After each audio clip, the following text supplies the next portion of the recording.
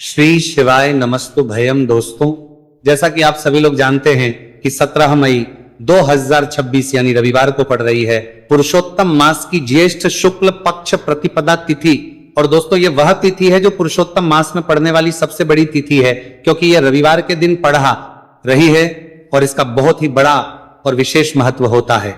पूज्य गुरु जी ने कहा है कि अगर कभी भी मौका लग जाए और पुरुषोत्तम मास की प्रतिपदा तिथि रविवार को पड़ जाए तो आप लोगों को 7 चावल के दाने वाला उपाय तो अवश्य ही करना चाहिए।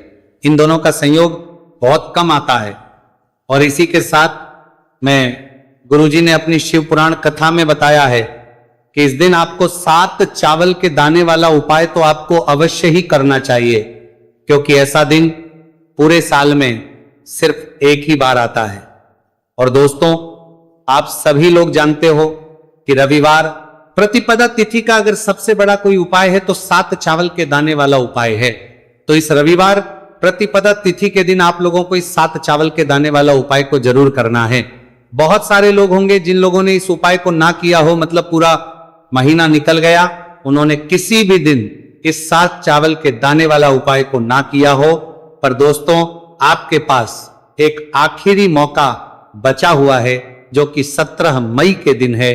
तो इस दिन आप लोगों को इस वाले उपाय को जरूर कर लेना है, भले ही आपने पूरे महीने भर इस उपाय को ना किया हो। पर अगर आपने इस पुरुषोत्तम मास के रविवार प्रतिपदा तिथि के दिन अगर इस वाले उपाय को कर लिया तो आपको इस उपाय को करने का वह फल मिलेगा जिसकी आपने कभी कल्पना भी नहीं करी होगी। इसीलिए आप लोग इस वाले उपाय को एक बार जरूर कर लेना है, ताकि आप लोगों के हाथ से यह मौका ना जा सके और आपको इस उपाय को करने का फल मिल सके। दोस्तों, यह उपाय पंडित जी ने अपनी अभी की ही श्री शिव महापुराण की कथा में बताया है, जिस उपाय को आज हम आपको बहुत अच्छे से समझाने वाले हैं। इस वीडियो को देखने के बाद इस पंडित जी ने अपनी जोड़ सके उपाय को के लिए आपको कोई और वीडियो को देखने की जरूरत नहीं पड़ेगी। तो चलिए दोस्तों, उपाय को शुरू करते हैं। देखिए, ये इस पुरुषोत्तम मास के रविवार प्रतिपदा तिथि के दिन ये इतना खास होता है, इतना महत्वपूर्ण होता है। देखा गया है कभी कभी बड़े बड़े पूजा पाठ अनुष्ठान से जो मनोकामना पूर्ण नहीं होते, वह पुरुषोत्तम मास के रविवार प्रतिपदा तिथि के दिन एक छोटे से उपाय करने से ही आपकी मनोकामना हो जाती है। और बहुत सारे लोगों ने इस उपाय को किया भी है और उनको इस उपाय को करने का फल भी जरूर मिला है। अगर आप लोग भी इस उपाय को करना चाहते हैं तो आप इस उपाय को पहले अच्छे से समझ लेना, सुन लेना, उसके बाद करना, आपको इस उपाय का फल जरूर मिलेगा। और इस उपाय को कर लेने से आपके घर में चाहे किसी भी प्रकार की दुहक और समस्या क्यों ना चल रही हो, आपको उसका कारण भी नहीं पता है कि भाई ये समस्या किस कारण से चल रही है। कुछ भी कारण हो सकता है, जैसे पितृदोष हो सकता है या किसी भी तरह का मंगल दोष भी हो सकता है। तो इस दिन आप लोगों को यह वाला उपाय कर लेना है। ये एक ऐसा उपाय है जिस उपाय को अगर किसी विशेष दिन पर किया जाए तो भाई उस विशेष दिन का जो है वो तो हमें मिलता ही मिलता है, पर हमने उस दिन पर इस उपाय को किया है तो हमें उससे भी बड़ा फल मिलता है और फल बहुत जल्दी मिलता है, क्योंकि आप इस उपाय को बहुत ही बड़े और विशेष दिन पर कर रहे हो। तो अब उपाय के बारे में बात करते हैं, लेकिन उससे पहले आप लोगों को यह जानना आवश्यक है कि आखिर यह उपाय किस समय करना है, किसको करना है और कैसे करना है। तो चलिए हम आगे आपको वीडियो में एक एक करके बता देते हैं। लेकिन उससे पहले अगर आप लोग हमारे चैनल पर पहली बार आए हैं या फिर मेरी आवाज आज पहली बार सुन रहे हैं तो हमारे चैनल को सब्सक्राइब जरूर कर लेना और इस वीडियो को लाइक करके कमेंट बॉक्स में श्री शिवाय नमस्तु भयम ओम नमः शिवाय जरूर टाइप कर दें। तो दोस्तों, इस 7 चावल के दाने वाला उपाय को हमें इस रविवार प्रतिपदा तिथि के दिन कैसे करना है, किसको करना है, किस समय करना है और कहां पर करना है, ये सारे सवालों के जवाब आपको इस वीडियो में मिल जाएंगे। और जो ये वीडियो देखेगा भाई, उसको 7 चावल के दाने वाला उपाय जरूर करना चाहिए, क्योंकि इस दिन एक चावल के दाने का भी बहुत ही बड़ा और विशेष महत्व होता है। और जब बात आ जाए 7 चावल के दाने वाला उपाय की, तो ये सोने पर सुहागा वाली बात हो जाती है और ये एक बहुत ही बड़ा उपाय हो जाता है इस रविवार प्रतिपदा तिथि का। तो अब दोस्तों, इस 7 चावल के दाने वाला उपाय को आखिर करना किसको है, सबसे पहले हम लोग वो बात जान लेते हैं। तो देखो, घर की जो बड़ी माताएं बहनें होती हैं, उन माताओं बहनों में से कोई भी एक बड़ी माता बहन इस वाले उपाय को कर सकती है। और दोस्तों, अगर आप चाहें तो अपने घर में से सभी सदस्यों को भी इस उपाय को करवा सकते हैं। अगर किसी व्यक्ति की खुद की कोई मनोकामना है, खुद की कोई दुख और परेशानी है जो कि वो अपने लिए ही करना चाहता है, इस वाले उपाय को, तो वह खुद अपने लिए भी कर सकता है। बाकी अगर कोई घर में से ऐसा है जो कि अपने पूरे घर परिवार की सुख और शांति के लिए ये वाला उपाय करना चाहता है, तो भाई वो भी कर सकता है, उसमें भी कोई दिक्कत वाली बात नहीं है। कहने का मतलब यह है कि इस उपाय को हर एक सदस्य भी कर सकता है और पूरे घर परिवार के लिए घर की बड़ी माताओं बहनों में से कोई एक माता बहन भी कर सकती है। माताएं बहनें अगर घर में उपस्थित ना हो या वह यह वाला उपाय ना कर पा रही हो, तो फिर घर का कोई बड़ा सदस्य भी इस 7 चावल के दाने वाला उपाय को कर सकता है, चाहे फिर वह पुरुष ही क्यों ना हो, उसमें कोई भी दिक्कत वाली बात नहीं है। अब दोस्तों जो अगला प्रश्न निकल कर आता है वो ये आता है इस उपाय को लेकर कि आखिर इस उपाय को हमें किस समय करना है, सुबह के समय करना है कि शाम के समय करना है। तो देखो इस वाले उपाय को आप लोग सुबह के समय भी कर सकते हो और शाम के समय प्रदोष काल में भी कर सकते हो। अब अगर आप पूछो कि भाई सबसे उत्तम समय कौन सा रहेगा इस 7 चावल के दाने वाला उपाय को करने का, तो हम आपसे बस यही कहेंगे कि इस उपाय को आप सुबह के समय करेंगे तो ज्यादा बेहतर होगा। बाकी अगर प्रदोष काल शाम के समय भी करेंगे तो भी अच्छा होगा, उसमें कोई भी दिक्कत बात नहीं है। तो अब दोस्तों जो अगली सबसे बड़ी और महत्वपूर्ण बात आती है वो ये आती है कि सुबह अगर हम उपाय को करेंगे तो हमें कितने बजे से लेकर कितने बजे तक के बीच में करना है, और शाम के समय प्रदोष काल में करेंगे तो हमें कितने बजे से लेकर कितने बजे के बीच में करना है। तो देखो सुबह जितनी जल्दी हो सके आप उपाय को करने की कोशिश करना।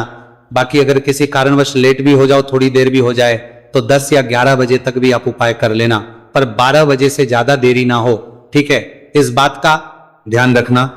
उसके बाद में दोस्तों अगर शाम के समय प्रदोष काल की बात करें, प्रदोष काल का जो समय है होता है वो शाम के 6 बजे से शुरू हो जाता है। मतलब शाम के 6 बजे से लेकर 7 बजे के बीच का जो समय होता है यह समय प्रदोष काल का समय होता है। तो आप इस उपाय को 7 या 8 बजे के बीच में भी कर सकते हो। मतलब शाम के 6 बजे से रात 8 बजे के बीच में आप कभी भी इस वाले उपाय को कर सकते हो, उसमें कोई भी दिक्कत वाली बात नहीं है। देखिए दोस्तों एक एक करते हुए हम उपाय को समझेंगे। सबसे पहला उपाय बहुत ही आसान सा उपाय है।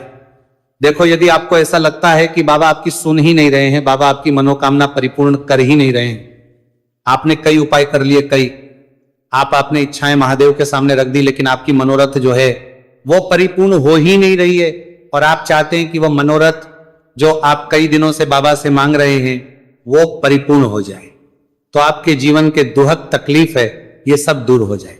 देखिए हो सकता है आपके घर में कोई कोर्ट केस चल रहा है या आपके घर में बहुत ज्यादा लड़ाई झगड़े चलते हैं, तो आपके घर में अगर शांति नहीं है, आपके घर में धन की कमी है, धन की वजह से आपके घर में बहुत ज्यादा लड़ाई झगड़े चल रहे हैं, तो आपकी तकलीफ दूर होने वाली है। स्वयं नंदी जी वाला ये विशेष उपाय है। नंदी जी के कान में कुछ बोलना है, नंदी जी के कान में इस प्रकार से बोलना है और आपकी मनोकामना परिपूर्ण हो जाएगी। देखो क्या क्या चीजें को लेनी है, पहले ये समझ लीजिए आपको लेना होगा एक बेलपत्र। बेलपत्र 3 पत्ती होनी चाहिए, कहीं से भी खंडित नहीं होना चाहिए, ठीक है। बेलपत्र के साथ में आपको लेना है पीला चंदन, मात्र एक बूंद छोटी सी टिकी आपको लगानी है बेलपत्र में, इसीलिए थोड़ा सा ही पीला चंदन आपको लेना है और इस पीले चंदन के अंदर थोड़ा सा जल मिला देना है ताकि गीला हो जाएगा, पेस्ट के रूप में तैयार हो जाएगा। आगे इतनी बात समझ में। अब आप क्या करना है, आपको साथ में लेना है 7 चावल के दाने। महादेव आपका साथ देने वाले हैं इन 7 चावल के धनों से। अब आपको क्या करना है, भगवान शिव के मंदिर में आपको जाना है। नंदी जी बैठे हैं, नंदी जी के पास में मतलब जो पैर उठा हुआ रहता है ना नंदी जी का, उस साइड आपको सीधे साइड आपको बैठना है। इस यहां पर जैसे ही बैठोगे यहां पर आपको बेलपत्र लेना है और बेलपत्र की जो ये बीच की जो डंडी है यहां पर आप मात्र पीले चंदन की एक बिंदी लगा देनी है। पीले चंदन की बिंदी लगा दी। अब ये जो ऊपर वाली जो पत्ती है यहां पर एक एक करते हुए 7 चावल आपको रखना है, ठीक है। 7 चावल आपने ऊपर वाली पत्ती पर रख दिए, या देखो एक प्लेट ले जाना, तो प्लेट के ऊपर आप बेलपत्र रख देना, फिर टिकी लगा देना, फिर उसके बाद आप ये 7 चावल के दाने रख देना, ठीक है। अब आपको क्या करना है, जहां पर आप नंदी जी के वहां पर बैठे हो तो नंदी के कान में आपको आपकी जो भी इच्छा है, जो आप चाहते हैं कि महादेव परिपूर्ण करें, और नंदी जी के कहने पर महादेव आपकी मनोकामना निश्चित तौर पर परिपूर्ण करेंगे, तो आपको क्या करना है, नंदी जी को कान में आपको बोल देना है जो भी आपके दुहक तकलीफ है, जो भी आपके कष्ट है वह सब दूर हो जाए, ऐसी आपको कामना करना है। और नंदी जी के कानों में आपको बोल देना है, जो भी आप चीज बोलेंगे वह नंदी जी भगवान शिव से विनय करके बोलेंगे, और नंदी जी की बात भगवान शिव नहीं टालते हैं। और इसीलिए जो भी इच्छा है, आपकी जो भी कामना है, वो आपको विशेष बोलना है और उसके बाद आपको वहां से उठना है। ठीक है, नंदी जी को कान में मनोकामना बोल दी, फिर उठना, फिर उसके बाद भगवान शिव के वहां पर जाना। और ये जो बेलपत्र है, ये बेलपत्र चिकना वाला साइड जो है, और भगवान शिव के शिवलिंग के ऊपर इसे अर्पित कर देना है। अर्पित कैसे करोगे? जो बेलपत्र का जो चिकना वाला साइड है वो नीचे की साइड हो जाना चाहिए। अब से ही आप अर्पित करने जाओगे तो चावल के दाने तो गिर जाएंगे, यानी कि जैसे ही अर्पित करने जाओगे तो भगवान शिव के शिवलिंग के ऊपर चावल के दाने गिर जाएंगे, क्योंकि वह किसी से भी चिपके हुए नहीं है, तो कोई तकलीफ नहीं है। वह जैसे आप अर्पित करोगे, ना भले चावल के दाने भगवान शिव के शिवलिंग पर गिर जाए, वह कोई तकलीफ नहीं है। बस आपको ये जो बेलपत्र है ये आपको उल्टा अर्पित कर देना, यानी कि जो पीला है भगवान शिव के शिवलिंग पर स्पर्श होना चाहिए और इस प्रकार से आपको अर्पित कर देना है। डंडी का जो हिस्सा है जलाधारी की तरफ हो जाना चाहिए। बस इतना सा प्यारा सा उपाय एक बार करके देखिए।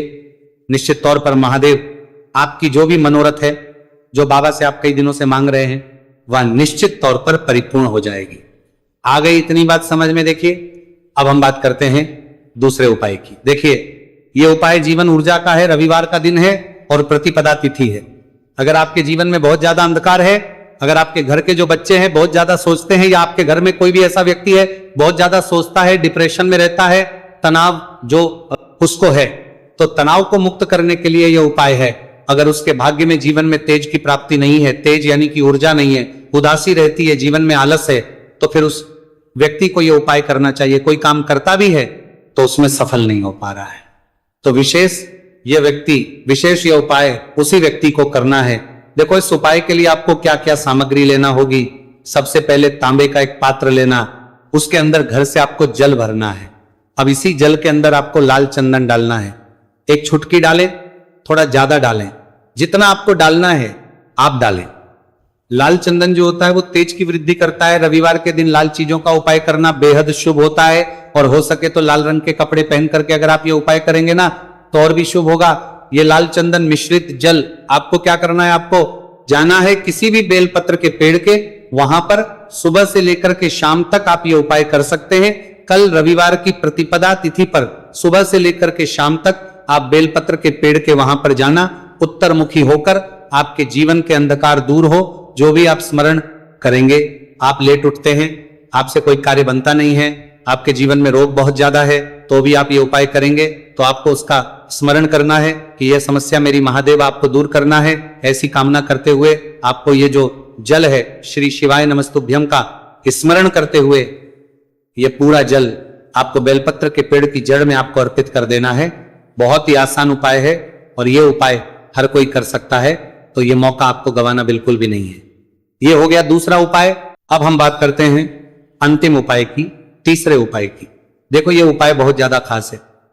शिवलिंग पर चढ़ा जल 3 जगह आपको लगाना है आपके शरीर में, और आपकी बीमारी दूर हो जाएगी। देखो, अगर आपको कोई बीमारी हो गई है और बार बार आप डॉक्टर को दिखा रहे हैं, डॉक्टर ने बोला 5-10 दिन अगर आराम नहीं होगा तो आप एडमिट हो, या आपके शरीर में कोई रोग है जो कई दिनों से है और आप चाहते हैं कि वह रोग आपका दूर हो जाए, तो यह रोग आपका निश्चित तौर पर दूर होगा। बहुत ही आसान सा उपाय है। घर का कोई भी व्यक्ति यह उपाय कर रहे हैं, लेकर दूर हो जाए का आसान सा उपाय कर रहे हैं, सकता है। यह रोगी व्यक्ति भी यह उपाय कर सकता है। मात्र तांबे के पात्र के अंदर एक लोटा जल लेना है और आपको आज के दिन यानी कि रविवार की प्रतिपदा तिथि के दिन आपको जाना है भगवान शिव के मंदिर में। और अब आपको क्या करना, इस उपाय को समझना।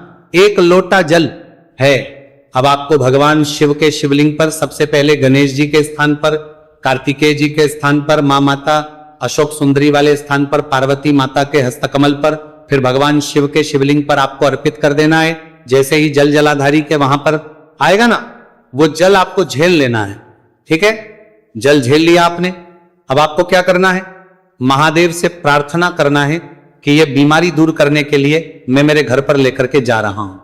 इस व्यक्ति को, यह व्यक्ति जो है ये बीमार है, इसकी जो परेशानी है ये आपको दूर करनी है। ऐसी कामना करते हुए आपको घर पर लेकर के आ जाना है। जो भी व्यक्ति बीमार है वह खुद स्वयं उस जल को छुए और उसे 3 जगह लगाना है। एक सबसे पहला नाभि पर लगाना है, शिवलिंग पर जड़ जल। फिर दूसरा जो है मस्तक सिर पर, जहां पर हम तिलक करते हैं ना, बीचों बीच में, यहां पर आपको जल लगाना है।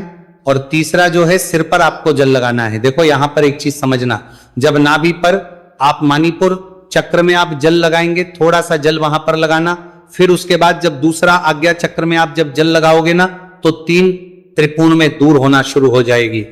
ये उपाय आप रविवार के दिन कर रहे हो ना, ज्यादा जल लेकर के आना, ताकि आप सोमवार, मंगलवार, बुधवार, गुरुवार, शुक्रवार तक आप ये जल का कर सको।